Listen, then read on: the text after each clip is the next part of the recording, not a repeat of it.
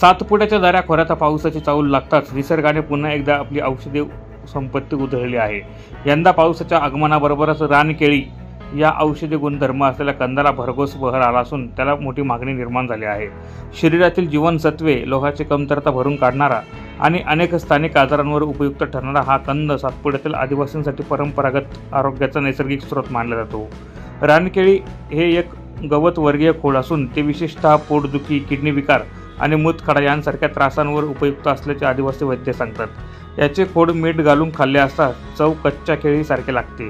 शरीरातील पाण्याची कमतरता भरून काढण्यासाठीही याचा वापर केला जातो। या वनस्पतीच्या वरच्या बाजूच्या पानांची भाजी बनवून ती खाद्यपदार्थ म्हणून वापरली जाते। सध्या अक्कलकुवा ते मुलगी रस्त्यावर विशेषतः डाब व देवगोई घाट परिसरात या कंदाची मोठ्या प्रमाणात विक्री सुरू आहे। त्यामुळे या मार्गावर खरेदीसाठी स्थानिक तसेच बाहेरील भागातील नागरिकांची गर्दी वाढली आहे। या नैसर्गिक कंदाला शहरांमधूनही मागणी वाढत असून आरोग्याबाबत जागरूकता वाढल्याने रानकेळीसारख्या पारंपरिक वनसंपदेला बाजारपेठेत नवसंजीवनी मिळू लागली आहे। सातपुड्यातील आदिवासी महिलांनी व शेतकऱ्यांनी या संधीचा वापर करत स्थानिक स्तरावर छोट्या प्रमाणावर विक्री सुरू केली आहे।